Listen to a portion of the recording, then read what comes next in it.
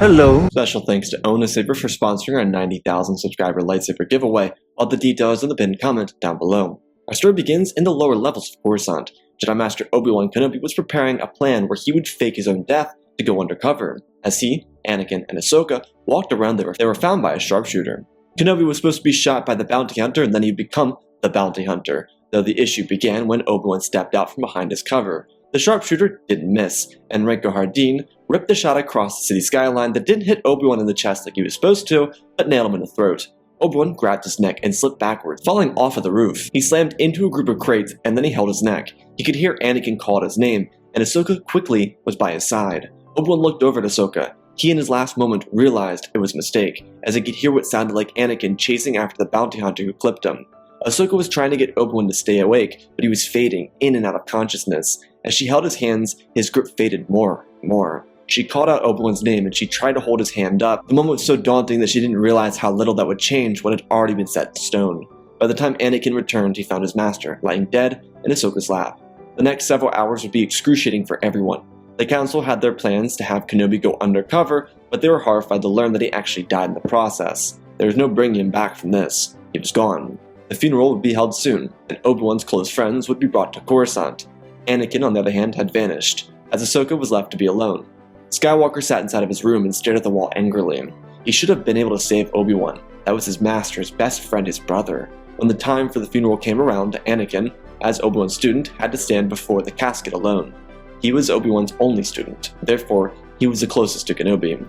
Around the casket were members of the council. Across from Skywalker was Ahsoka and Plo, and next to them were senators from various planets and other council members. There was an audible crier that could be heard, which was Duchess Satine from Mandalore, who was sitting next to Padme and Ahsoka. It was a painful day for everyone, and they didn't want to accept that their friend had died. Anakin's silence was hidden behind an angry scowl. His time for mourning came to an end, and he was fueling his chest with rage. He was prepared to go and find this marksman of Concord Dawn and destroy him. When the funeral came to an end, Anakin talked to a couple of people, and by talk, I mean he stood around and listened. Padme could tell how angry Anakin was, but she didn't dare deter him. He needed to settle this within his own heart. Anakin did at the very least get the pleasure of hearing stories of young Obi-Wan and Satine, and that did warm his heart to some degree. After the customary events were finished, and dispensed with all the pleasantries, Ahsoka and Anakin went back out to find this bounty hunter. When they found him, it turned out he was already hammered due to drinking over the death of Obi-Wan Kenobi. He was a well-known Jedi, and to kill him was a great show of skill. Skywalker, despite his anger, decided that Obi-Wan would rather see Rako behind bars rather than slain by his hand. So instead of executing the bounty hunter, they brought him to prison. The council, on the other hand, made no notion over Obi-Wan's death. Despite his death being caused by Obi-Wan's plans, there was no reason to break that news to Skywalker. It wouldn't benefit anyone or anything to just tell him that. Let it be, and allow him to deal with this appropriately. This was also due to the council collectively trying to figure out what the bounty hunters were doing. Without any knowledge of their plans, they were trying to prepare for anything. The Chancellor was in danger, that's all they knew.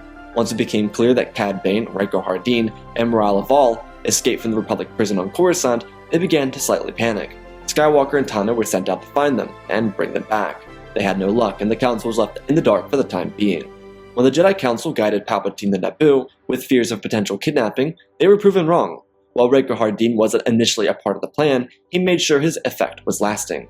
Instead of providing cover fire, he decided to just do the job himself. Once the shield around the speech was knocked out by the other bounty hunters, Rako took it upon himself to kill the Chancellor. Palpatine could feel the disturbance, but he didn't have time to react. If he did, he'd expose himself. It was a lose-lose situation. The moment he turned around, he was domed in the forehead and dropped to the ground. Good thing Rako only had one shot, because he used it well. The public ensued in panic, and the bounty hunters all did the same. Rako, on the other hand, vanished like a shadow. Skywalker and the Jedi were off-swing chaos. Some of them were trying to protect the senators and civilians, while others were trying to locate and stop the bounty hunters who were using decoys to hide behind. It was working until it kind of wasn't. The chaos resulted in half the bounty hunters being located and captured, and the other half being completely lost. Skywalker then realized that his other mentor had been killed in the chaos, and he nearly lost his mind. Dooku was on Naboo. He was there because of Palpatine's plan. However, Dooku decided that it would be best to leave the planet for the time being and allow Skywalker to direct his anger inwards, especially while he devised a plan for the rest of the Clone Wars. While Dooku had no intention of being the true Sith Lord, he was now the remaining Sith Lord. He had to lead the CIS and finish what Sidious started. Perhaps he could take control over the Republic. Even without the execution of Order 66, he could do it. Dooku also didn't like Skywalker, but he knew that he could be a useful ally, and with all of his anger, he'd make a great apprentice, especially since Dooku had to kill his previous student. Skywalker was allowed to continue the investigation, while Windu picked up the pieces around the actual assassination. Windu knew it wouldn't be worthwhile to keep Skywalker near him, especially since he couldn't sit still during the entire investigative part. Anakin went out across Naboo looking for the bounty hunters, but struggled to find anyone, which meant Anakin was back to square one. He'd be on Naboo during the funeral of the Supreme Chancellor. Anakin's heart broke in more ways than he could even imagine. Between the losses of Kenobi and Palpatine, in nearly back-to-back days, he didn't know how to hold his composure. Rako Hardeen, on the other hand, retreated into the Outer Rim to hide away from the Republic, the Jedi, and the Separatists. He knew that he would likely suffer from their power, but out here, he was pretty much safe. Plus, there was a reward for killing the Chancellor, and he definitely got that award. After a failed investigation on Naboo, and a funeral of the Chancellor, Skywalker was moved back to Coruscant, where he was kept. Ahsoka was trying to get close to her master to help him, and by close that was as simple as getting him to leave his room, but he wouldn't.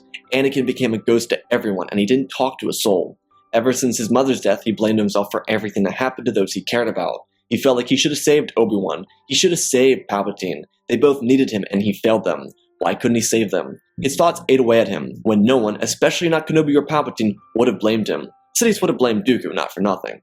Eventually, Anakin was able to leave his room by his own will, about after 3 days of silence. He talked to Ahsoka and she noticed how different he was acting. She'd already been to Yoda, and he told her that Skywalker would leave his room when the time came. She was instructed to not push Anakin any further, just let him handle it on his own until he was ready to leave his room. While this did seem counterproductive, Yoda knew that they couldn't just barge into Anakin's room and expect him to welcome them with open arms. He honestly would be very temperamental if they did that, and Yoda didn't want to push Skywalker any further. They had to wait until he was ready to leave. When he did leave, Skywalker and Ahsoka went on their first mission elsewhere, and Anakin was completely different. There was no lightheartedness to him. While Anakin was hiding in his room and on his first mission after Obi Wan and Palpatine's deaths, the Senate went through its own turmoil. Dooku planned around Palpatine's death, and knew he could get someone into power. While representatives from the banking clans and Trade Federation were already on the Senate's bad list, which wasn't really all that bad, it was just more so a slap on the wrist list, the individual who represented the Techno Union was quite the opposite. Senator Goom Sam, who was also representative of the Techno Union, was voted into the position of interim chancellor. This was at a great dismay from the delegation of 2,000, but because he was representing the Techno Union, the Senate ate it up. The main reason is the Republic was already crumbling to external sources, and with the corporations of the galaxy having such an influence on the politics of the Republic, they just allowed the Techno Union to walk into control. Senators Amidala, Chuchi, Organa, and Mothma were all outraged, but they were outvoted, and Senator Sam became Chancellor of the Republic. Dooku knew he could end the war here, but with the Techno Union in control of the Galactic Republic, he could manipulate this in a way that would allow him to rip the Republic out of power. He was still planning for that, but with the Senate under Separatist control, he really could influence things to play out the way he wanted. But Dooku wasn't done yet. He sent out a contact to Skywalker and gave him a location to go to, alone. Anakin took the communication and listened to everything he said. He was very taken aback. Dooku told Skywalker that he was offering a chance to talk. Anakin was struggling a lot, and this was a chance to take his anger out on someone who he actively hated. So, Skywalker took the opportunity. He didn't tell anyone where he was going. It was just by this point that Ahsoka was beginning to stress out about her master, which the tragedy of that is it wasn't her responsibility to stress out about her master, but she was, because he wasn't able to get over the losses in a healthy manner. Anakin landed his starfighter outside the Castle Sereno. This obviously seemed like it could be a trap, but Anakin believed he could kill Dooku. His powers had doubled since the last time they met. When Anakin exited his starfighter, he saw Dooku standing by himself. He had just executed the entire clan of Night Sisters of Dathomir after a failed assassination attempt. Dooku stood outside of his castle, looking as dapper as ever. He told Skywalker to stand down. He didn't want them to be adversaries. Anakin didn't care. His lightsaber ignited and he thrusted it forward. Dooku quickly blocked the strike, and they began a conversation over a lightsaber duel. It was fast too. It wasn't like Anakin was taking it easy. Dooku was catching his breath over each strike and parry as he tried to tell Anakin what he wanted to say. Anakin heard Obi-Wan's name and he stopped. He moved his lightsaber back and looked at Dooku, asking why he said that name. Dooku paused, holding his blade in front of him, and he told him that he wanted to extend his condolences for the loss of his master. Dooku never disliked Kenobi, and he always believed he should be held in high regard, especially being that Qui-Gon always spoke highly of Obi-Wan. Anakin lowered his weapon and asked why Dooku brought him here. He told Anakin that he made an offer to Obi-Wan before he died. He offered him a chance to join the winning side. Dooku paced around, telling Skywalker that the Republic was corrupt, and the Techno Union was now in control of the Senate. He was fighting a war against the same people he was serving. While this was true for Palpatine, Dooku knew to stay away from mentioning Sidious. He wanted this to feel as genuine as possible. Skywalker bit the bait as he extinguished his lightsaber. Dooku did the same thing and asked that Anakin follow him inside. The two of them started in, and Dooku only continued his conversation with Skywalker, telling him about the importance of his position. Dooku didn't want Anakin to languish inside the Order, especially an Order that likely never cared to ask how he felt about the deaths of those he cared about. Dooku told Anakin that while they may have been adversaries, he didn't want them to forever be that. Dooku wanted Anakin to join him. Anakin felt heard for the first time since Kenobi's death, and the offer seemed so tempting. While Anakin wasn't totally aware that there were members inside the Order actively trying to help him, he shut them out and only focused on this conversation. He did this until he thought about what would happen to Ahsoka if he left the Order. It seemed so tempting to take such an offer. Anakin toiled back and forth, and told Dooku that he wanted to take time to think about it. Dooku, instead of being impatient like he was with Kenobi, gave Anakin the chance. He told Skywalker that he could contact him through this device. It was a small device that he slid across the table. Anakin had a lot to consider, but he was afraid of doing so. When Anakin returned to the Republic, he continued to be ghostly around the facilities. He didn't talk to anyone, and became even more distant in all of his relationships. The deaths of Kenobi and Palpatine had a terrible effect on him, and he cut himself off from everyone. The only silver lining was a foreign influence, and he chased it. The thrill of something new made him want it more than he did with what he already had around him. Ahsoka had been working arduously, especially since Anakin vanished randomly without telling anyone where he was going. She was trying to get Anakin the help he needed, and Yoda was trying to assist her through it, though Anakin rejected it. Yoda was trying to do the same thing that Dooku did, but it was even harder than Yoda believed it would be. Anakin went to Yoda, but he didn't share anything, and he simply forced Yoda to do all the speaking. It was very awkward for them, but when it eventually ended, Skywalker knew where he would end up going. He didn't tell anyone, he just left. When Anakin arrived at Castle Sereno, Dooku walked out and greeted Skywalker. He asked if Skywalker had chosen the path, and the answer he received made him happy. Anakin would become his apprentice. Maybe it wasn't a fully Sith apprentice, but it would be enough. While Anakin wasn't into the whole kneeling before a teacher thing that the Sith did, he was very invested in the possibilities of these teachings. Maybe it didn't seem like Anakin, but the grief he went through didn't coincide well with the neglect he forced himself into. Ahsoka, on the other hand, noticed immediately that her master had vanished from the temple and his venator. He was gone, and she didn't know where he was. She went to the council and told them about it. They were taken aback, but Yoda believed it would come to this. He then dismissed himself from the council and took Ahsoka to the side. Yoda didn't want to involve the rest of the council in this. He, to a degree, believed that Skywalker was blaming the Jedi for the deaths of Palpatine and Kenobi. That wasn't exactly the case, but he felt like involving the collective council would be the worst thing for him to do. If Yoda and Ahsoka could find Skywalker, then perhaps they could make things right.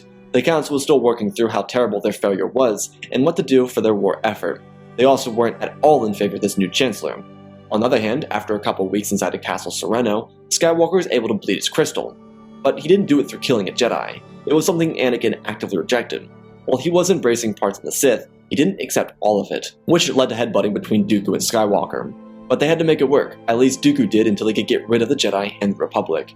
Chancellor Sam was creating issues for the Republic internally, which did lead to external struggles. At the same time, Dooku slowly increased the number of battle droids and battleships being sent to the front lines. He didn't want to rip the Republic apart immediately.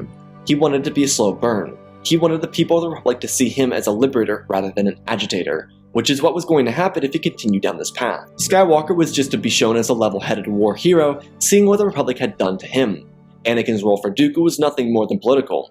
If Skywalker embraced the dark side and committed himself to him, then that would be fine, but it wasn't necessary. While Skywalker was on Sereno, he and Dooku were paid a visit by some people looking for revenge, specifically his former apprentice named Savage Oprez. When Maul was taken out of the garbage dump, he learned that Kenobi had already died, and when he asked Savage about the state of the galaxy, Maul learned that there was a Clone Wars. The irony is, he could sense that his former master was no longer alive, so Maul knew, despite him not knowing Palpatine was Sidious, that his master was dead. Savage mentioned that Palpatine did die, and then Maul slowly connected the dots afterwards. Maul asked who was in command of the two factions, and while there was still a Jedi Order, Dooku was in control over the Separatists. Maul knew who Dooku was, but upon learning of Dooku's treatment of Savage, he believed they should go to Sereno to find him. Maul wasn't privy to most of Dooku's involvement in the Great Plan, but he did know that Dooku was going to go home to Sereno once he left the Jedi Order, so Castle Sereno would be their best bet. Savage obviously knew this, but Maul liked to be in command. Also, Savage was great for telling Maul the best way to get into the system undetected. He knew the fleet size and knew how they could get past it. Skywalker and Dooku were training in the courtyard when the ship landed. They both stopped, Skywalker holding a crimson blade with his new master walking ahead of him. He told Skywalker to prepare for anything. Anakin nodded his head, and out from the ship came two Zabrak brothers. Skywalker was confused, and then he remembered the face, the man who almost ran him over on Tatooine so many years beforehand, and of course, Savage. Skywalker spun his blade in his hand and readied himself. Dooku did the same and told Savage that he shouldn't have come back with a pet. They'd both die. Neither one of the brothers appreciated this, and they both moved in for the attack. Skywalker and Dooku, while not familiar with each other in active combat, were able to move in at the same time. Dooku actually went for Savage as Anakin went for Maul. This was the appropriate sizing up. Dooku was built more for a confrontation against the Beast. Anakin had been thrown around by Savage before. Maul, on the other hand, wasn't Savage, and he wasn't as skilled as he once was. It had been years since he fought with another being. Skywalker and Maul engaged as Dooku sidestepped every move that Savage made.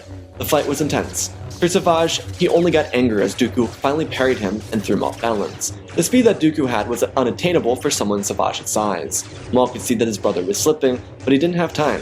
He was fighting against an Anakin Skywalker who was using the grief of pain to power him. He thrusted his blade against Maul with such strength, ferocity, and speed that he didn't even know how to pace himself. Skywalker wasn't hesitant with any of his strikes. He made it very clear to Maul that he would die if he didn't hold his own. The fight between the Sith and lit up the courtyard in a crimson glow, signifying the end of life for certain individuals. The first individual was slain by Dooku's hand. Savage was never a match for Dooku, and Maul should have known it, but Savage insisted that he take on Dooku himself. Maul, on the other hand, saw the death of his brother and reacted to it, which inevitably cost him his own life. Anakin swiped his blade away from him as he drove his blade into Maul's chest. The return of Maul was shortened by his own overconfidence, and it also cost the life of his brother. Dooku simply applauded Anakin for his work. While Maul wasn't in his prime by any means, he was still a decent adversary, and with Skywalker defeating him so quickly, it showed how effective the dark side was at assisting him with his fighting. Though Skywalker felt some sort of hole in his heart, he felt better because he was actively using something to take advantage of his anger, but he didn't actually feel any completion, and he only began to realize how much he missed everyone inside the Order. He missed his wife, of course, but he also missed his student too. The most troubling thing for Anakin was dealing with how his mentors would have felt about him being on this side of things. Obviously, Anakin didn't know Palpatine was Sidious, but he assumed that his friend Palpatine would have been very disappointed from his fall from grace. It couldn't be overstated how disappointed Kenobi would have been. It was a whole reason Skywalker didn't kill Rako Hardeen when he came across him inside the bar, because he didn't want to disappoint his master. And here he was, actively disappointing him. Ahsoka was able to avoid being blamed for the temple bombing due to her mission with the Grand Master. Barriss was eventually found to be the villain of the atrocious attack, and she was locked up and eventually executed due to Chancellor Sam's stance against the Jedi. Anakin on Serena would have several more difficulties. Without a real connection to Dooku aside from what was formed in the time since he arrived, there was really nothing keeping him here. He didn't care for the Separatists, and he missed the people he actually had a connection with.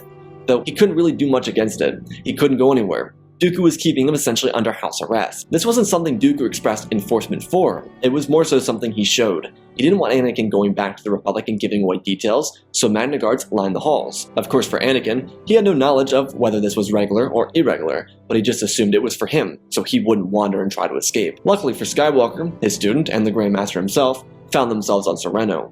They expressed that they were here for diplomatic reasons exclusively, and they were allowed safe passage. At this point, Dooku believed that despite Anakin's attachments to the Jedi, that he would choose the darkness over those who came here. Truthfully, Dooku also didn't expect Yoda to bring Ahsoka with him. He was expecting someone like Windu, and while Windu would have been much more difficult to deal with, he was happy that Yoda came alone. He could kill Yoda here and now, and Anakin could kill his apprentice. It'd be perfect. If not, then Dooku would just kill all three. He didn't intend on taking it easily against Yoda, so when the non-diplomacy ended, which wasn't more than Yoda walking out of the ship and Dooku igniting his lightsaber, Dooku snapped his fingers and summoned a dozen Magna Guards. Ahsoka and Yoda reacted, and Anakin stood silently next to Dooku and ignited his crimson blade. Ahsoka and Yoda feared that he had turned to the dark side, but the reality is, he was just going through the motions, simply repeating the steps he made against the Zabrak brothers. Yoda told Ahsoka to deal with Anakin. He would handle the rest. Dooku watched as the Magna Guards moved in for the Grand Master, and as a show of his knowledge in the Force, the droids essentially melted before Dooku's eyes. As they charged Yoda, he used the Force and dismantled each and every single one of them within moments. Dooku was using this as a distraction. He launched himself forward, but Yoda was quick to move out of the way and counter. He knew what Dooku was doing. On the other hand, Ahsoka pleaded with her master to listen to her. He looked down at his blade and then over to her. He told her that he was sorry. Ahsoka moved her blades up to her face to defend herself in case he came in with an attack. Anakin held the blade up and twisted it towards his face. The glow radiated off his eyes, and the menacing look terrified her until it was lowered. Dooku was focused with his fight against Yoda. The movements were on point. The skill and speed were right where it needed to be. The focus? On the wrong opponent. Dooku was instantaneously killed within a strike made by Skywalker. Anakin looked apologetically at the Jedi and told him he was sorry for abandoning them. He specifically said this to Ahsoka, but implied that it was for both of them. Anakin told them that he was sorry for doing what he did. While his actions didn't directly cause any deaths, for him, they felt like they were galaxy-crushing, like they could have upset the cosmic balance of everything. Yoda used the Force and pulled Anakin's lightsaber from his hand. He looked at the crimson glow before extinguishing it and tossing it back to Skywalker, who caught it. He told Anakin that it was nothing but a new lesson. A lesson that every student, knight, and master would learn in different aspects of their own journeys. Anakin pondered what it meant, and Yoda told him that it was resistance to the dark side. Anakin sort of understood, but he still felt bad, mostly for leaving Ahsoka behind. Ahsoka extinguished her blades and ran up to Anakin and hugged him. She told him that they thought they lost him. She was so worried about him. Anakin was really confused for a moment, and then it sat in his mind what he actually did to people he cared about. They thought he had turned to the dark side or just disappeared, but here he was. He was back. Yoda looked at the two of them and told them that they needed to go. Anakin shook his head. He walked over to Dooku's body and took a command drive from his pockets. He told the two of them to follow him. They did. Anakin explained everything that happened. He was almost back to his old form, but it wasn't quite the same. He was excited and goofy, but in a more mature manner. He had grown, but he was still Anakin. When he got to the control panel in the room, he told the two that the Chancellor was working for the Separatists, and that Chancellor Sam was elongating the war so that he and the senators representing the other factions could continue to profit. Anakin smiled and plugged the drive in. He told them that he could cut the power from all their foundries and expose them, if they let him. The two of them looked at Anakin and allowed him to do it. Because they were in Castle Sereno, Anakin was able to send a broadcast out to both the Senate on Raxus and the one on Coruscant.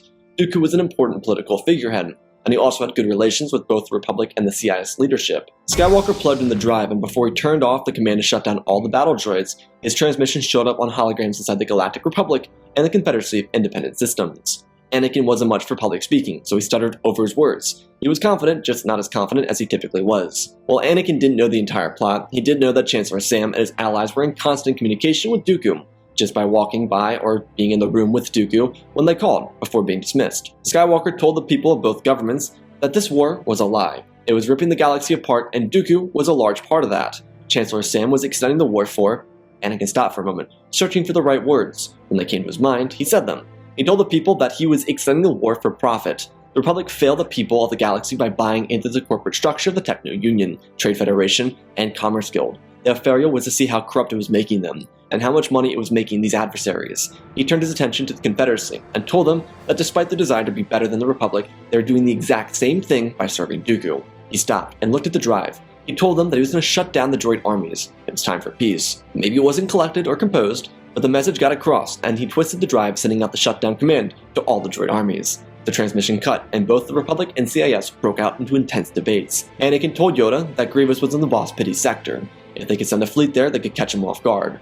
Yoda quickly sent the transmission to the Council as Anakin walked around the table and leaned on the front side of it, waiting for their next directive.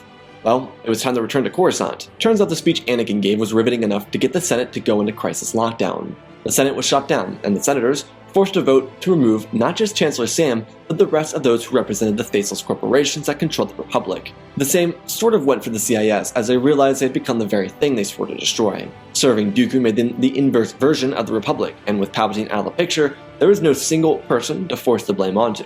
Perhaps with another face it would be possible, and the Republic decided on another face. They decided to go with a young senator from Chitrillia.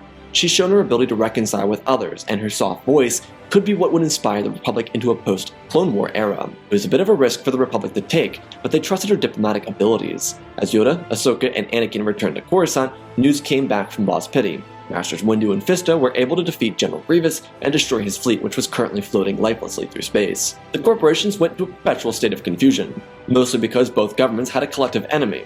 That wasn't each other. And without active battlefronts around the galaxy deterring the peace process, and without Dooku and Palpatine, the Republic and CIS were able to break ground on a peace treaty, finally.